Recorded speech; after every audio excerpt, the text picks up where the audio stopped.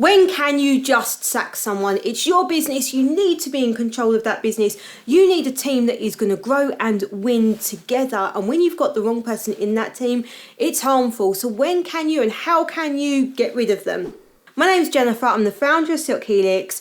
We help small businesses with all things HR and people management. And I'm going to tell you exactly how and when you can sack somebody. To start with, it's your business. You can kind of do what you like. The question is whether you'll get away with it. So the first time I was sacked, actually, I was 19, 20. It was a Saturday job. I'd been working, as at Dorothy Perkins, actually. I'd been working there 4 or 5 years by that point, and my hourly rate had become quite expensive. I was working school holidays, Saturdays, that kind of thing at university. And one day I went in to pick up my new rota, and the manager of the store said to me, I can't afford to give you any more shifts. Your hourly rate's too high, and therefore we are no longer going to be employing you. Can you hand me back your badge and your staff discount card? Which I had on me, and I literally handed them over there and then. And that was it. After kind of 4 or 5 years service, that was the end. That was a dismissal. That was the end of my employment. I got my P45 through the post, and that was it. That's an unfair dismissal. In the eyes of the law, that's an unfair dismissal. They did not follow a procedure. I could have brought a tribunal claim. This was many years ago. Even back then I could have done. I didn't. I was at university, probably didn't know any better, probably didn't hugely care that much. Luckily I didn't have a mortgage to pay. And therefore they got away with it. There was no comeback for them. That dismissal didn't matter. So there are times, yes, you can get away with it. And often small business owners will say to me, well, I can see this happening over there. I can see that company doing this thing. And it's like, yes, and they are getting away with it. And yeah, there are times you'll get away with it. So if you can get away with it, okay. But actually what we're talking about here is the law. We're talking about people who can bring employment tribunal claims. So in that situation, I could have brought an employment tribunal claim. They did not follow a procedure for my dismissal, and it wasn't one of the 5 fair, valid reasons for dismissal. So what are those and what are we talking about here? We have unfair dismissal as a claim that people can make to an employment tribunal. If they have been dismissed either for a reason that is not one of the 5 fair reasons for dismissal, or a process hasn't been followed, then a claim can be made for unfair dismissal. The 5 fair reasons for dismissal are conduct, capability, redundancy, illegality, or some other substantial reason. And I'm not going to go into huge detail about those reasons, but they are the 5 reasons, and with each of those comes a process. So for example, for conduct, you've got the ACAS Code of Practice on disciplinary and grievance procedures, and you would be expected to follow that as much as is reasonably practical. It's not a statutory process, but you are expected to follow it. And sometimes for small businesses that can be a challenge, but you are expected to. So a tribunal would be looking at, is this one of those 5 fair reasons for dismissal? Is your decision to dismiss reasonable in the circumstances?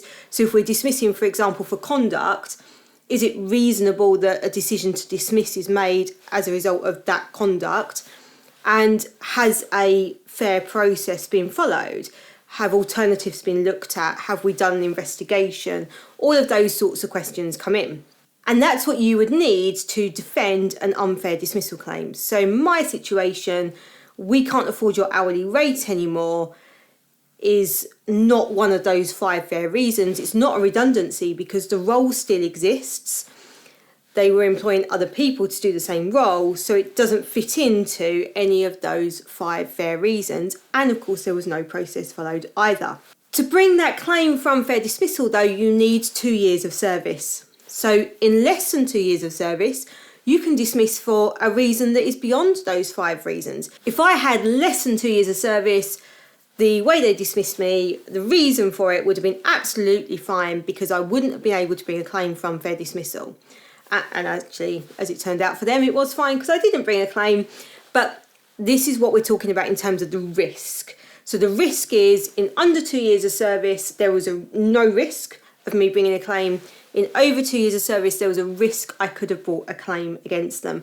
And that's what you're weighing up as an employer when you're deciding what am I going to do. And it's why I'm saying you can do whatever you want. I'm not here to tell you what you can and can't do, but the risks are that you could get a claim for unfair dismissal against you. If someone's got less than 2 years of service, they can't bring an unfair dismissal claim. However, there is automatic unfair reasons for dismissal, and those claims can be brought from day one of employment. There's no length of service required. And they include things like dismissing somebody because they're pregnant, because they're female, because of the colour of their skin, because they've raised a concern about health and safety, because they've joined a trade union. These are all automatic unfair reasons for dismissal.